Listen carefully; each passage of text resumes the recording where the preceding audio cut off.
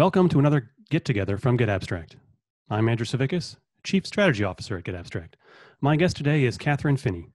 Named by Inc. magazine as one of the most influential women in tech, Kathryn has made her mark as an entrepreneur, social media visionary, women in advocate, investor, writer, and television correspondent. In 2012, Kathryn created Digital Undivided, a social enterprise focused on creating a world where women own their work.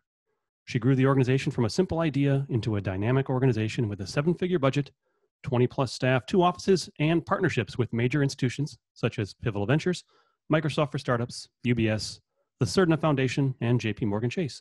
After 8 years as CEO there, she stepped down to become the first Black woman business author at Portfolio Penguin Books. Kathryn, welcome, and thank you so much for joining me today. Thank you for having me. So we talk here a lot about digital transformation. And when talking about that, one of the topics that comes up is the potential impact of automation on large sectors of the workforce. Mm-hmm.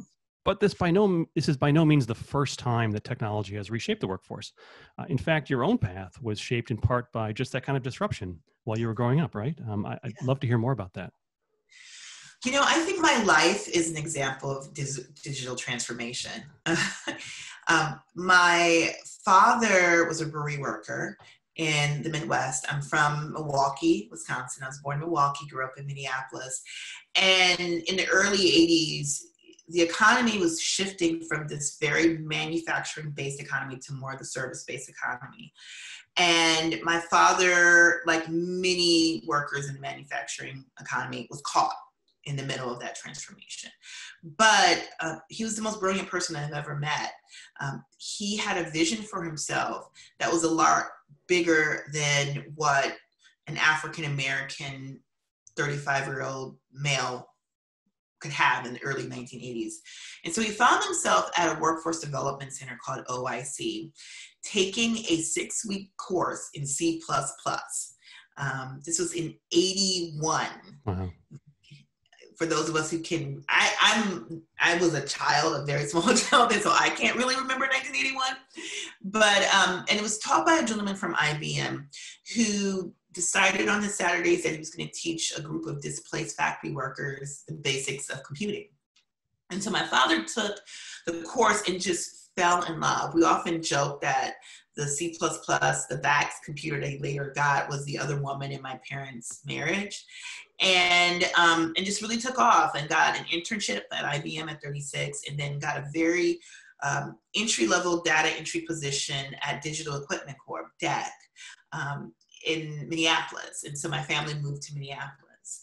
And so I grew up seeing the power of technology to transform a life, because it transformed my life. It transformed my family, my community's life. My father, later, because he was his aptitude for programming was enormous, became a senior engineer at Microsoft, and was really, really successful. And then became an executive at EMC. And this is right before data and data storage, and really right before the cloud started to get really hot. This was like in 2001 to 2000, like around in that sort of time period, if we can remember then. And he was always one step ahead. Like he always knew kind of where things were going. And being a child and then a teenager during this transformation that was happening in my life, in my family's life, in my dad's life, because of technology, because of the digital space, had a great influence on me. It really opened up the possibilities of what I could even do.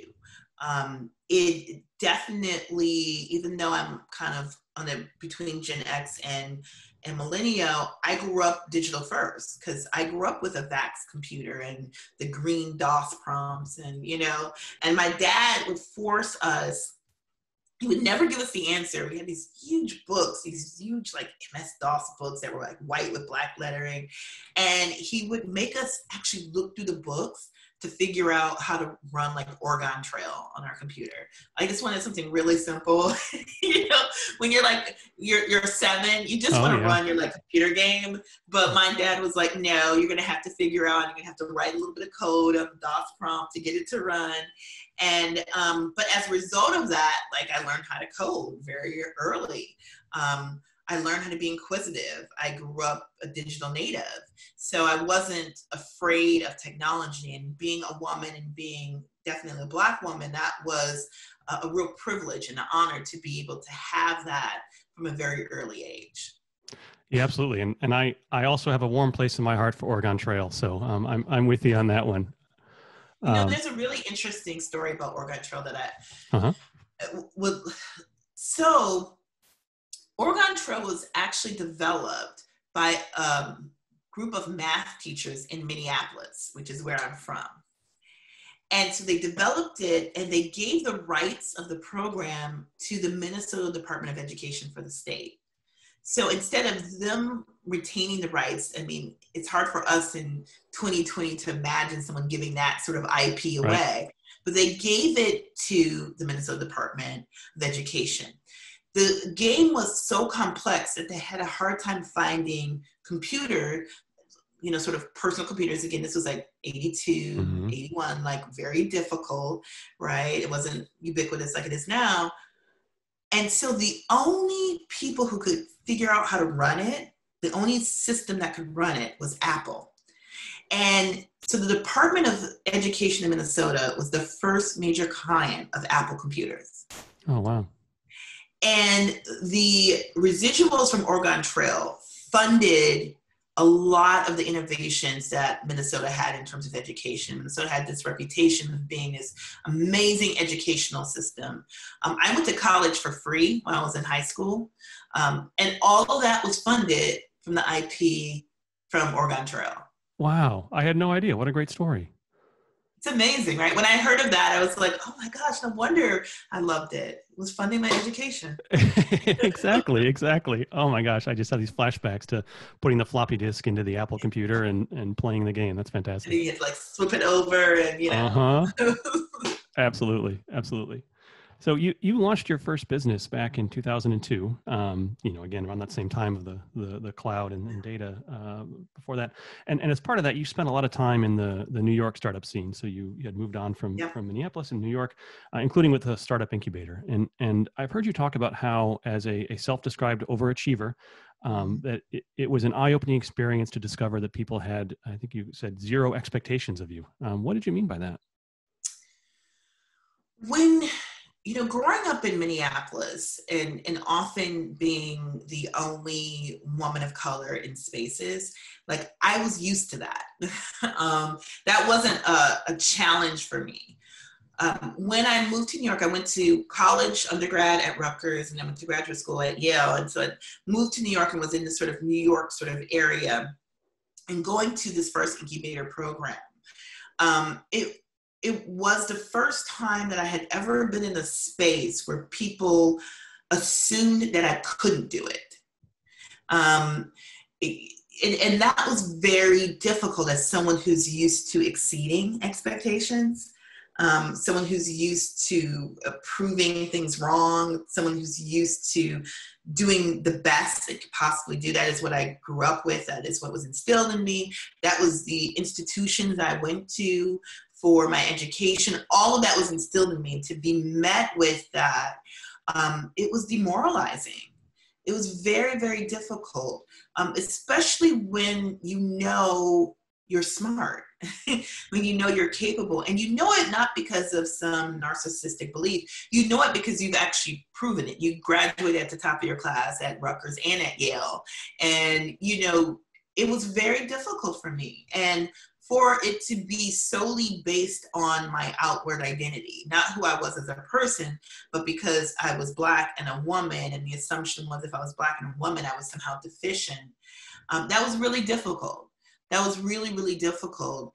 And, but lucky for me, It started one of the first lifestyle sort of blog media companies in 2002. It was a blog called The Budget Fashionista. And it's so amazing because now I talk to people and I'm like, oh my God, I remember The Budget Fashionista and stuff like that. It's so funny, but it was for many women in particular, it was the first blog they ever read. It was their introduction to the blogging and the influencer community. And so luckily I had that to fall back on. Luckily, I had built that, and going through that challenge when I was in that incubator where people thought I couldn't do it for just completely arbitrary reasons that had nothing to be based on fact, it allowed me to really focus on what I had already and really grow and scale that.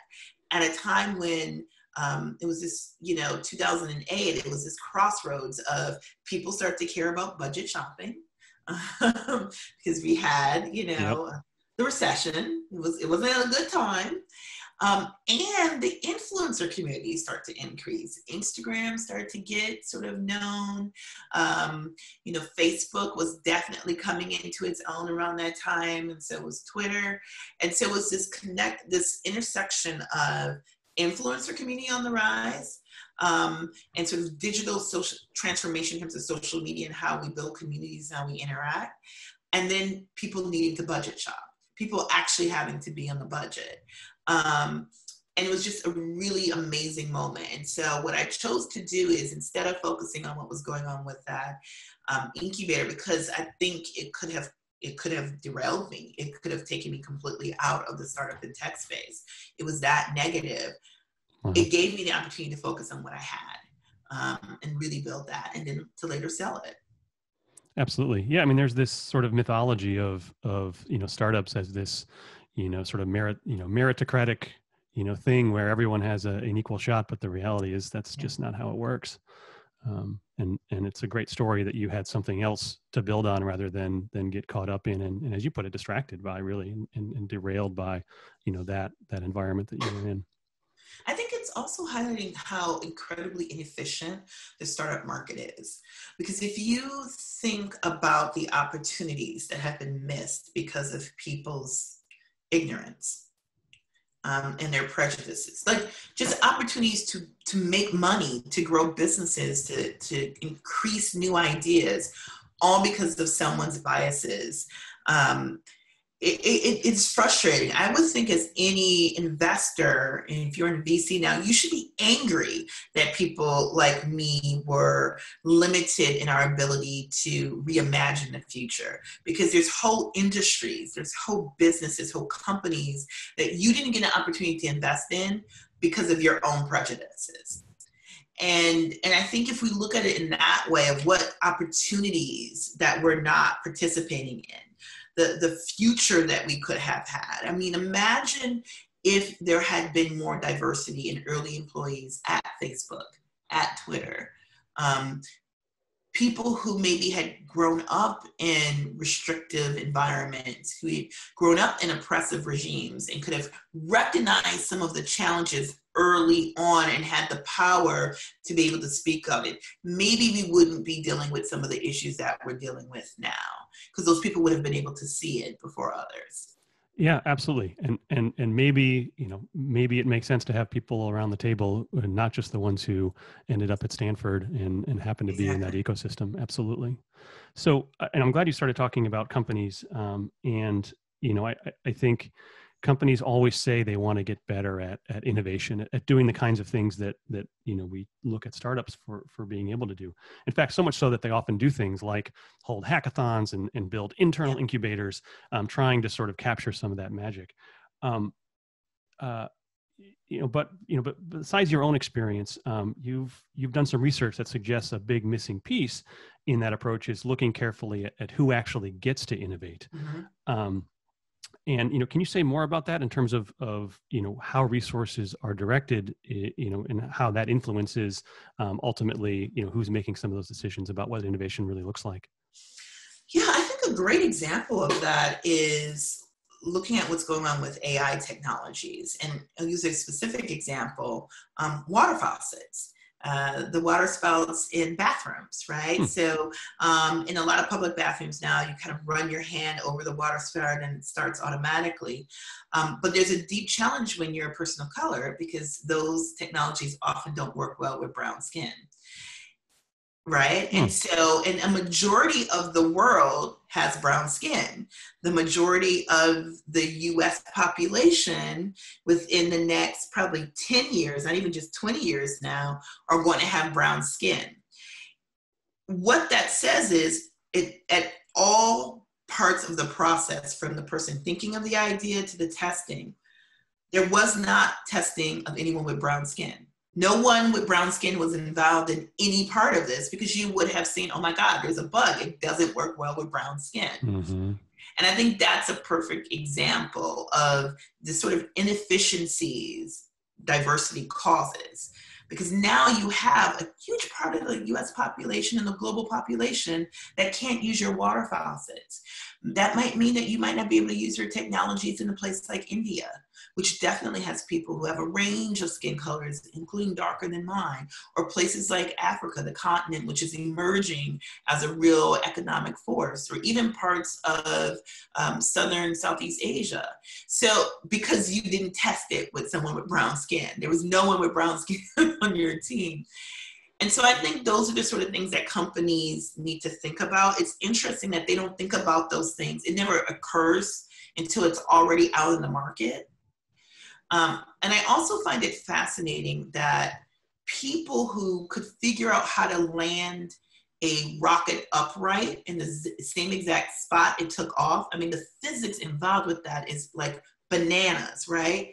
Cannot for the life of them figure out how to create more diversity and inclusion. And it's just something that escapes them. They can figure out how to do that. And so then maybe the question is that the wrong sort of skill sets are there. Maybe the question is that they're not experts on that. And I think that's, particularly in the tech space, I find that to be the deepest challenge, is people admitting that, I'm not an expert on this. I don't know. Especially with people who are used to always being the smartest person in the room. They're not the smartest person when it comes to this, and admitting that and saying, okay, we're going to find people who can really do it, and then putting effort behind that. I think it's always a deep challenge, but it impacts every aspect from, facial recognition. There was a time when you would type in Black people into Google in different search, and there's been a lot of research done on this. It has changed, but at the beginning, and a picture of a gorilla would come up. Facial recognition technologies still have a trouble with people with darker skin and who have different facial features. And why is that? It's because during every step of the development process, there was no person of color involved. Yeah. Wow. Yeah, I've seen some of those examples, and it's a little bit disconcerting how many of those, Google search examples still come up, and they still, are influencing people's, view of the world. And it's really disappointment that as you pointed out, these companies and these people with tremendous resources and clearly an ability to solve difficult problems, haven't seen this as a problem before, and therefore aren't really, and by themselves are not going to be able to address it without getting more perspective and diverse voices around the table. And D&I is not just hiring. I just want to say that it's not just hiring a director of diversity, equity, inclusion. It's thinking about your entire product development pipeline too. Because if you had Q&A testers, which is often an entry-level position into the tech space, if you had Q&A testers that were people of color, these problems would have been found before it went to market. It is because even in your product development, you don't have it. So if you would have had a director of DEI, that would have been great, but that person would not have helped you figure out, because they're not involved in the product development process usually, that you have this problem. So it's rethinking everything. It's rethinking all our processes and pipelines, and thinking, how do we insert and ensure that we are representative of not just our customers, but also the world that we hope to serve. Absolutely, absolutely, and I think you're spot on about how it has to be more than just this sort of bolted on DEI director position. I mean, I've seen the same thing. In my background, I come from the publishing industry, and there was a time period when everyone was hiring a chief digital officer as if this one Mhm. person kind of bolted on was going to, undo decades of structural, Yes. mismatch with the realities of the modern world. So absolutely. You've pointed out that a lot of traditional startup and venture pipeline is focused on expensive coastal cities in New York, San Francisco, Boston. Now, i- is that an opportunity for existing companies to play a bigger role in cultivating a more diverse community of innovation and entrepreneurship outside of those places? Well, I think that question has been answered by COVID, right? I think COVID, it's interesting. COVID has restructured everything in our lives, not just our homes, but our work too. And these spaces that used to be very defined and very separate are now one and the same. And one of the things that COVID has shown is that you don't actually have to be in an office to do the work. Hmm. Um, and that you don't have to be in an office to foster community. So for these coastal locations, the New Yorks and the San Franciscos of the world, I think it's going to be very hard at this point moving forward for them to say you have to live in one of these cities. I remember, in the early days of startups, it was if you did not live and do something in San Francisco, you just could not exist. I remember when we were starting Digital Undivided, and we were told that by a very, very, very well-known venture firm that they were not going to be able to support us because we weren't in Silicon Valley. But if we moved to Silicon Valley, they would, definitely be interested in supporting us. Now, you could not possibly get away with that now. And I also think it's been helped by folks like, Steve Case and his Rise of the Rest and Revolution of really focusing on communities that are outside the coast and really fostering that. But now with COVID, you can live anywhere as long as you have a great internet connection. And so it's going to be interesting to see the impact that has on reducing the power of those sort of coastal cities and having people rethink where innovation can happen. Yeah, absolutely. And speaking of working anywhere, and speaking of rethinking geography, early in your career you spent some time working abroad. Yeah. How did that experience influence your perspective on business in general and innovation in particular? Wow, it's so interesting. I started my career as an epidemiologist, and I worked a lot in sub-Saharan Africa, particularly on HIV/AIDS. And it is very interesting how there are points in your life where everything you've done comes together at once, which is what I'm feeling right now. And one of the things that I learned early in my career as an epidemiologist, and there's many different types of epidemiology, right? There's the folks who work at the CDC, the folks who work at your local public health department. And then there's people like me who is more of a social epidemiologist, which looked at the science of disease transmission, but also looked at the role society plays on that. And a disease like HIV was very much a societal challenge as well as, a science, virus, medical challenge at the same time, a biological challenge. And one of the things that I've learned is how to navigate spaces where the government or the the society, the social norms contradict what is happening biologically. And I think we're kind of in that place right now. That does sound a little familiar. Right, there's the social fact and then there's the biological fact, right? And how do you navigate when those are not aligned for whatever reason there may be? And so learned a lot about how to operate in that sort of environment. And it's really helpful being a Black woman and start to have that background, because often, again, like when I was in that incubator where it was like, obviously, graduated at the top of my class from Harvard and Yale and had built these, obviously validated, if we use the startup term, my intellect had been validated by others. But still people had this social belief that someone like me was somehow deficient and not at the level.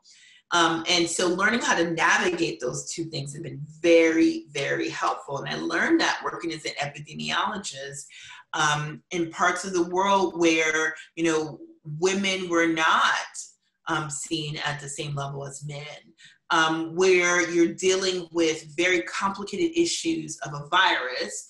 You're dealing with a country that was in deep transition. So when I was in South Africa, it was only a couple of years post the end of apartheid, which many consider the election of Nelson Mandela. In this country that was in, enormous transition. Talk about transition.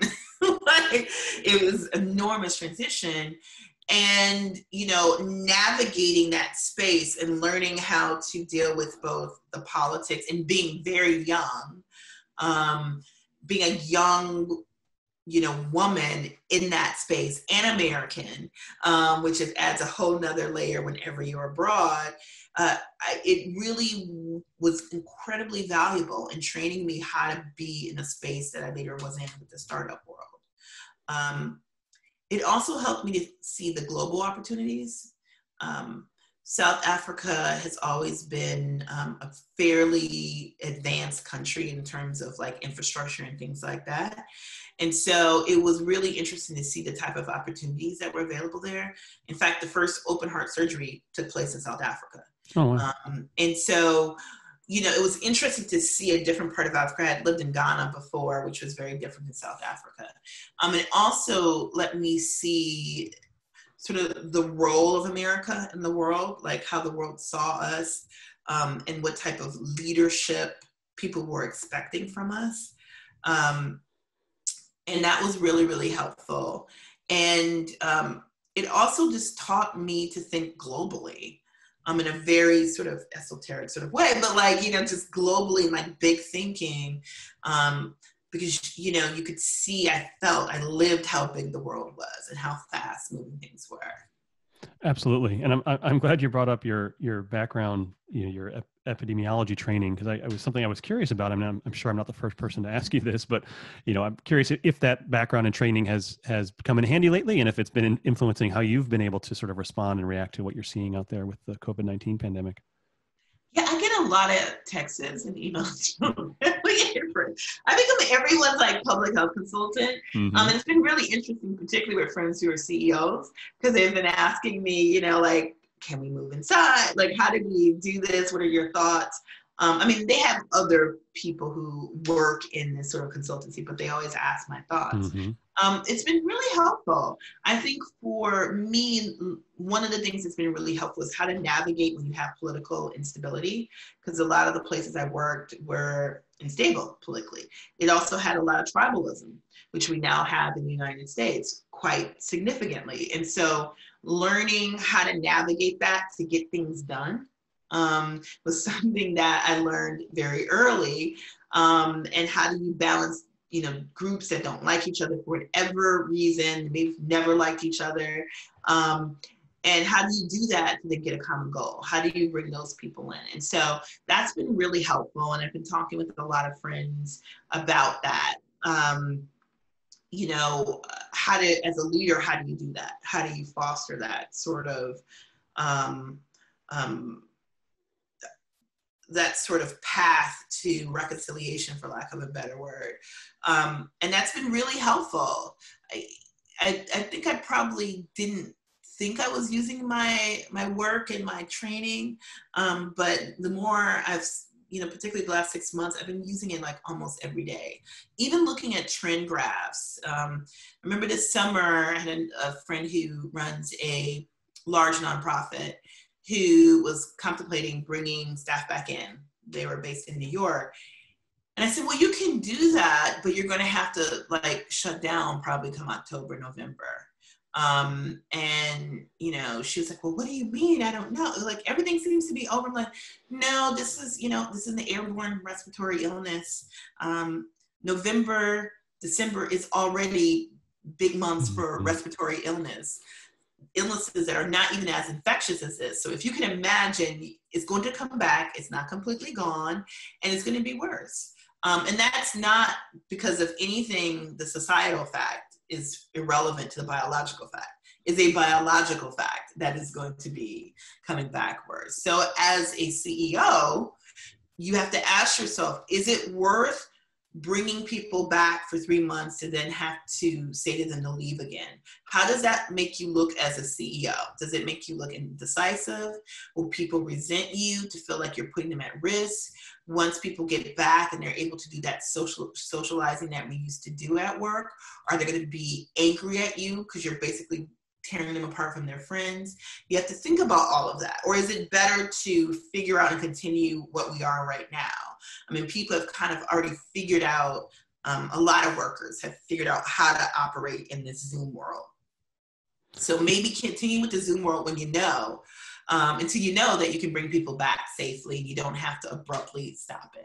And she actually did continue with the Zoom world, which has been really great. I just got a text from her yesterday, and she's like, oh my gosh, that was like such good advice, because the building that they're in had to shut down because the rapid increase.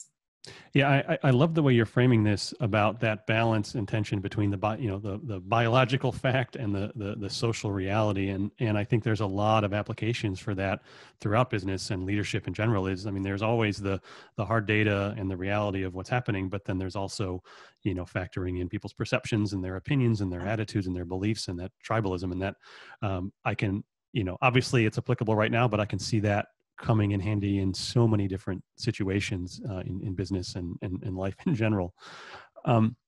So you've started some businesses and you've worked with a lot of other startups, and you care deeply, I think, about a healthy startup ecosystem. Startup founders they're often lionized, especially here in the U.S., sort of put on a pedestal, and so much so that founding a startup is often seen as a goal in and of itself. But you said that entrepreneurship is just a tool, a means to an end. What did you mean by that? I think we all want to live a creative life that we control.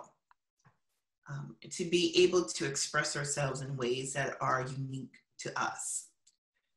And what entrepreneurship gives you is the path to do that and also earn a living at the same time, right? We can all express ourselves uniquely via hobbies, right? Which may or may not generate income for us. But entrepreneurship allows us to take this thing that's uniquely us, this idea, this thing that we care deeply about, and to monetize it. And from that, particularly living in a market-driven capitalist society, that gives you control. So it's this creative life in which you control. And I think that is the power of entrepreneurship. The goal isn't entrepreneurship. Mm-hmm. The goal should be using this tool of entrepreneurship to create this life that I want to control so that I can do what I want to do each day. Great. Yeah, I just love that perspective, because I do think people see it as a goal, and I think it's a super helpful reminder that it's going to be more effective if it's seen as something that's enabling that creativity and control. Absolutely. And one of my favorite questions to ask a startup founder is, "Who are you?" Uh-huh. And someone once asked me that, and I went into this long pitch. It was a well-known investor. And I went into this long pitch, and she was like, "Stop. Who are you? Like, what is it that you care about? What is the thing that gets you excited? Why are you here talking to me?" Mm-hmm. Not in a mean thing, like, "Who are you?" Not like that. But it was like, what is it? Why do you want to do this? Because there's so many things easier to do than to start a startup. It is so much, there's so many other things you can do in your life that are infinitely easier than doing this. So why do you want to do this? How is this attached to who you are? And that's one of my favorite questions to ask startups, because you can learn a lot from a startup founder about why they're doing it and what their motivations are behind doing a startup. By asking them, "Who are you? Like, why are you connected to this? Why do you even care? Why don't you just go work for some corporation as a middle manager and make, a steady amount of money every year and have great benefits? Like, why are you here? And I think that more startup founders should ask themselves that and make sure that they have an answer to themselves, not even to anyone else. So why am I here? What is my motivation for doing this? If I think I'm going to get famous by being a startup, there are so many easier ways to be famous. There's so many easier ways. You don't have to do this. But is this an idea that really burns inside of you? Is it something you've been thinking about for a long time? And you're like, I wish somebody would figure that out because I have this problem. And I know other people have seen this problem. Or if I've seen someone with this problem, I've seen a number of people with this problem. And it just irks me. It's something I think about even when I don't have to think about it. And it's so connected to who I am. It's one of the things I think that helps you continue on this road. Being an entrepreneur is incredibly hard and stressful and lonely and depressing at times. And so you have to know who you are, and what you're doing has to be in the startup deeply connected to who you are as a person. That's fantastic perspective. That's really great to hear. Speaking of creative endeavors, you're working on a book, if I read correctly. I'd love to hear more about that book and what it's going to be about.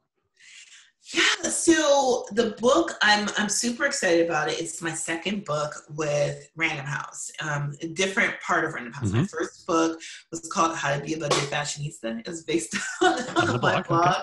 And it's interesting because it was published 14 years ago.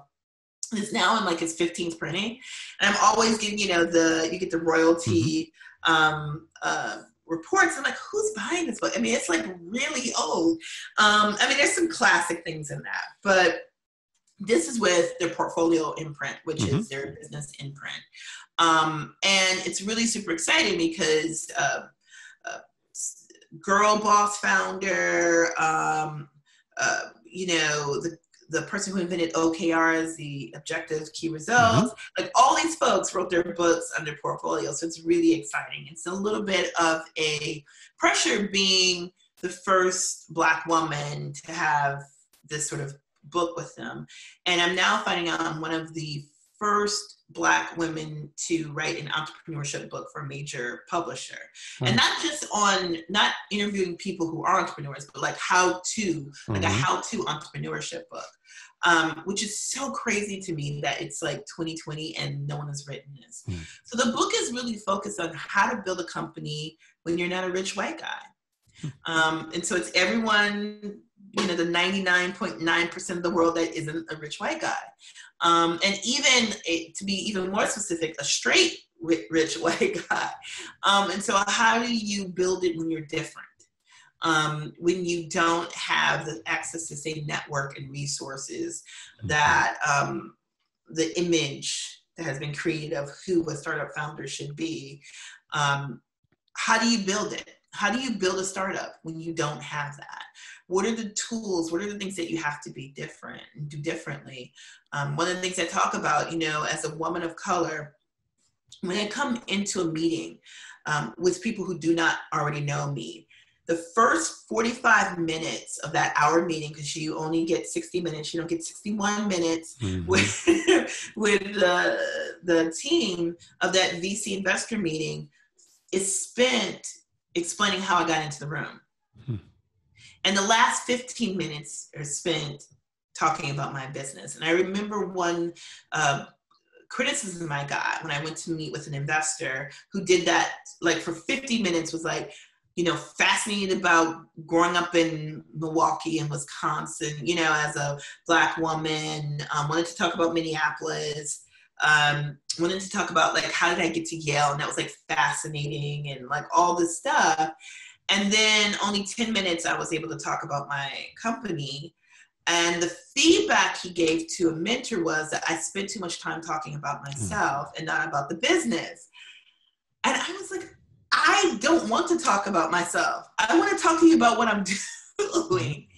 And learning how to navigate that, like learning how to, yes, you know what, let's go out for drinks after the meeting and I'll tell you all about myself. But right now, like, And how do you get people to focus on the business and not on you, because they're so fascinated by this unicorn that's in front of them, the true unicorn that's in front of them. And talking about that, talking about the type of resources we have as people of color, as women, we have networks and access to networks and resources that have been undervalued but are incredibly valuable. So for example, as an African American, many of us belong to churches that are quite large. And many of our churches are really interested in seeing us succeed. There's a number of churches that are actually looking at starting their own funds to fund entrepreneurs that come from their congregation.